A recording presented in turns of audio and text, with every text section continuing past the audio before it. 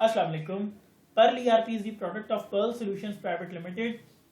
In today's video, we'll cover the three basic modules of supply chain जो किसी भी industry की ज़रूरत है, आइदर वो ट्रेडिंग हो, डिस्ट्रीब्यूशन इंडस्ट्री हो, मैन्युफैक्चरर हो, तो वो है परचेज, इन्वेंट्री और सेल्स।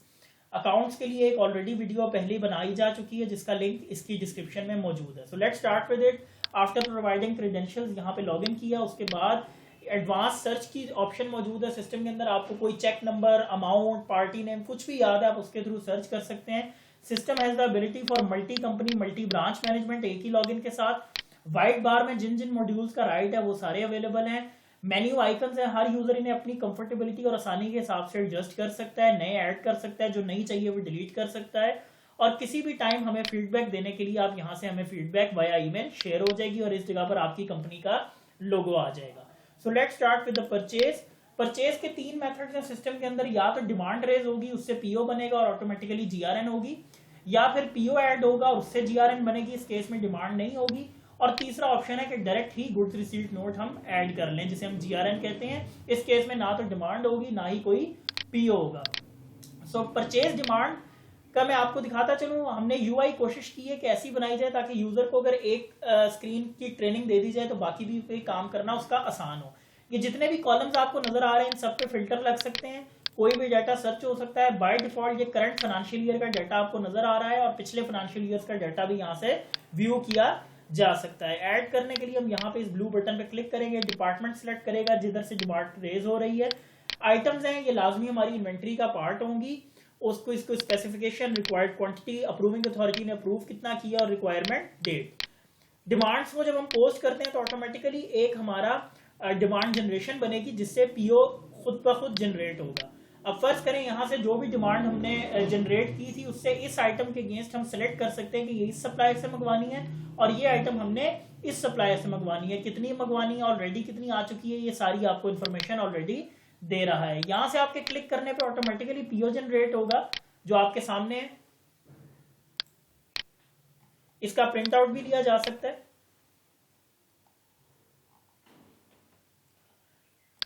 पीओ को जिस टाइम पोस्ट किया जाएगा तो इससे फिर मटेरियल इंस्पेक्शन जनरेट होगी जो इन्वेंट्री के मॉड्यूल में, और उससे फिर जीआरएन बनेगी। वो हम इन्वेंट्री के मॉड्यूल में चल के देखते हैं। इससे रिलेटेड फिर कुछ मॉड्यूल रिपोर्ट्स हैं, ये आप सारी रिपोर्ट्स देख सकते हैं जो पीओ और डिमांड से रिलेटेड है। मतलब फर्ज करें मैं एक रिपोर्ट ये रन करता हूं, ये आपको जितने भी पीओ इशूड हुए हैं सप्लायर वाइज वो सारों की डिटेल आपको बता रहा है।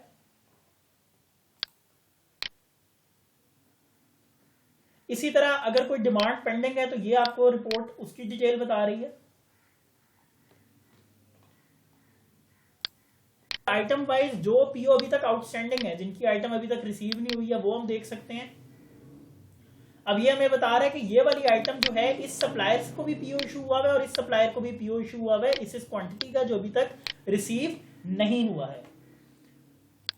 So let's move towards the inventory. यहाँ पे सबसे इंपॉर्टेंट चीज है, सबसे पहले आइटम की हमारी मल्टी लेवल आइटम है, 3 लेवल के ऊपर आइटम क्रिएट होगी। सबसे पहले हम आइटम के ग्रुप्स बनाएंगे और उन ग्रुप्स के अंदर हम आइटम को फाइनली ओपन करेंगे और यहाँ पर इनके हम स्टॉक के और एसेट के कोड्स लगाएंगे। इसके बाद हम आइटम की ग्रुपिंग करेंगे, फाइनल आइटम ओपन करेंगे। यहां पे हम उसकी स्टोर टाइप सेलेक्ट करेंगे, उसका ग्रुप कौन सा है, आइटम की code, description, unit of measurement, उसका स्टेटस। यहां पे हम सेलेक्ट करेंगे आइटम इन्वेंट्री है या सर्विस है। सर्विस के केस में उसका स्टॉक नहीं बनेगा। उसके बाद वो टैक्सेबल है, एग्जेम्प्टेड है, जीरो रेटेड है, परचेजेबल, सेलेबल, कंज्यूमेबल, ये टैग्स उनको लगाएंगे।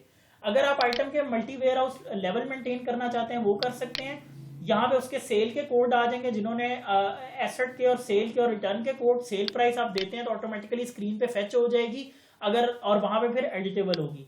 इसी तरह अकाउंट्स की इंटीग्रेशन के कोड हैं, सेल टैक्स की इंफॉर्मेशन आप दे सकते हैं यहाँ पे, और फिर आइटम लेवल और इकोनॉमिक ऑर्डर क्वांटिटी वगैरह भी मेंटेन की जा सकती है। किसी भी आइटम को एडिट करना है, जो चीजें एडिट हो सकती हैं वो अवेलेबल है, जो नहीं हो सकती वो पिंक कलर में आपको डिस्प्ले हो रही है। जब हमारी आइटम क्रिएट हो जाती है इसके बाद हम उसके साथ सप्लायर क्रिएट होंगे हमारे चार्ट ऑफ काउंट के अंदर और यहाँ पे डायरेक्ट इंपोर्ट होंगे और यहाँ पे हम उनकी फर्दर इंफॉर्मेशन दे सकते हैं, जिनकी क्रेडिट लिमिट है, सेल टैक्स रजिस्टर्ड है, उनके कॉन्टैक्ट पर्सन और उनके मल्टीपल एड्रेसेस। आइटम क्रिएशन के बाद हम जीआरएन पे चलते हैं। तो आप कोई भी स्टॉक में आइटम ऐड करने के लिए हम यहाँ से सप्लायर सेलेक्ट करेंगे, वेयर हाउस, जिस वेयर हाउस में आइटम इन कर रहे हैं, क्या ये क्रेडिट के ऊपर परचेज या कैश पे है, कैश पे तो यहाँ से कैश अकाउंट सिलेक्ट करेंगे, वरना क्रेडिट परचेज करके इसको आगे हम सप्लायर का क्रेडिट मार्क करेंगे।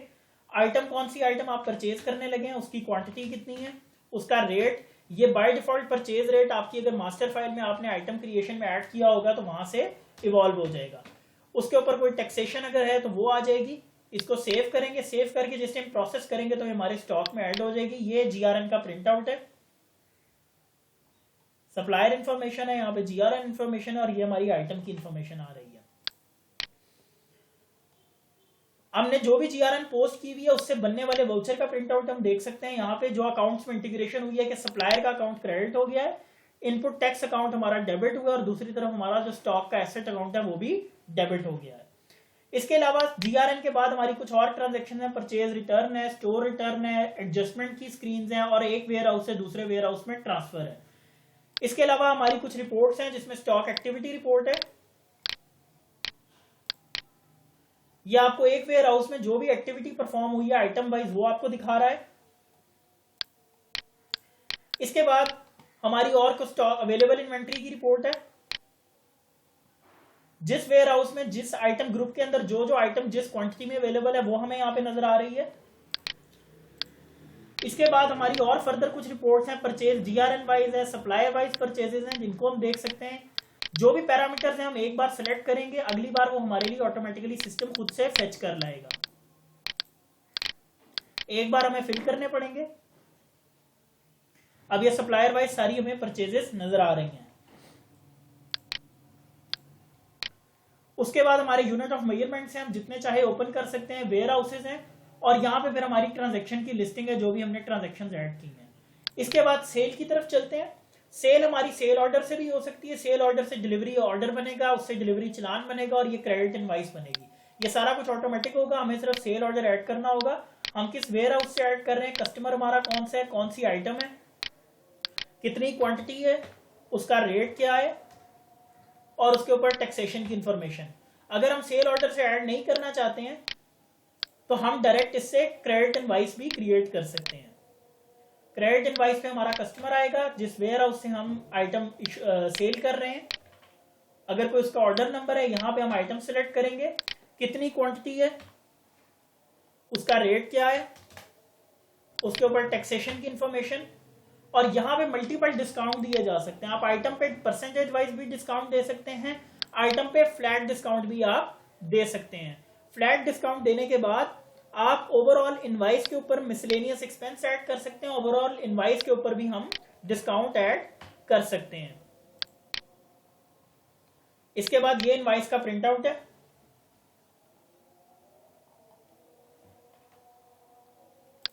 जब इनवाइस को प्रोसेस करते हैं दोनों ऑप्शंस अवेलेबल हैं। आप स्टॉक के साथ इंटीग्रेशन रख के करना चाहते हैं तो स्टॉक माइनस होगा और दूसरी तरफ सेल का जनरल वाउचर अकाउंट्स में जाएगा। नहीं करना चाहते तो वो भी ऑप्शन अवेलेबल है। इस केस में जो भी इनवाइसेस हुई है ये टैक्स इनवाइस का जनरल वाउचर है जिसमें हमारा जो कस्टमर है वो डेबिट हो जाएगा, हमारा डिस्काउंट अकाउंट जो है वो भी डेबिट होगा और टैक्स अकाउंट जो है क्रेडिट होगा और हमारा सेल क्रेडिट हो जाएगी। इसके बाद किसी भी इनवाइस का एक प्रिंट आउट है जो लेजर के साथ है, हम यहां से निकाल सकते हैं कि हमारी इनवाइस है और इनवाइस के नीचे इस पार्टी के साथ यानी जो कस्टमर है हमारा उसके साथ लास्ट 5 ट्रांजैक्शंस हमें नजर आ रही होंगी। इससे बाद फिर सेल की कुछ रेलेवेंट रिपोर्ट्स हैं जिसमें कस्टमर वाइज सेल रिपोर्ट्स हैं, कस्टमर वाइज सेल समरी है जिसमें कस्टमर की जो भी समरी है जितने भी बिल्स हैं उसकी टोटल वैल्यू कितनी है वो आ जाएगी। इसके अलावा और फर्दर कुछ रिपोर्ट्स हैं जिसके अंदर ये हमारी item wise customer wise sale report है कि हर आइटम किस किस कस्टमर से हमने किस रेट के ऊपर मंगवाई है और कितनी वैल्यू इस टाइम हमारे पास है। उसके बाद ये कस्टमर का बैलेंस रिपोर्ट है कि कितना कस्टमर को हमने रिसीवेबल है हमारा। उसके बाद कंसोलिडेटेड सेल स्टेटमेंट है कि क्रेडिट सेल और कैश सेल प्लस करके कितनी वैल्यू इस टाइम हमने सेल की है। उसके बाद ये सप्लाई रजिस्टर है ओवरऑल और ये कैश एंड क्रेडिट सेल की समरी है। इसमें कैश सेल की इनवाइस मैं आपको दिखाता चलूं, उसके अंदर हम कैश इनवाइस भी जनरेट कर सकते हैं जिसमें हम सिर्फ यहाँ पे कस्टमर सेलेक्ट करेंगे और ऑटोमेटिकली इससे कैश का वाउचर जनरेट होगा अकाउंट्स के अंदर। अकाउंट्स के अंदर हमारे पास बाकी रिपोर्ट्स भी अवेलेबल है जो आप जनरल लेजर की वीडियो के अंदर देख सकते हैं। इसमें जो फर्दर एडिशन रिपोर्ट्स होंगी वो एजिंग की रिपोर्ट्स हैं। इसमें पार्टी वाइज हमें डे वाइज एजिंग आ रही होगी, कौन सी इनवाइस को कितनी देर होगी। अब ये हमारे सप्लायर्स हैं तो इतनी देर से इनकी अमाउंट पेंडिंग है पेएबल की।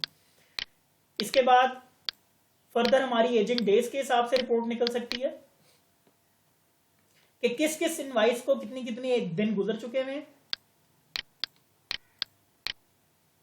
उसके बाद इनकी ओवरऑल समरीज भी निकल सकती हैं कि कितनी वैल्यू, ओवरऑल टोटल वैल्यू कितनी है किसी भी एक सप्लायर की और किसी भी एक कस्टमर की। यही सेम रिपोर्ट्स हमारी कस्टमर के लिए भी अवेलेबल है।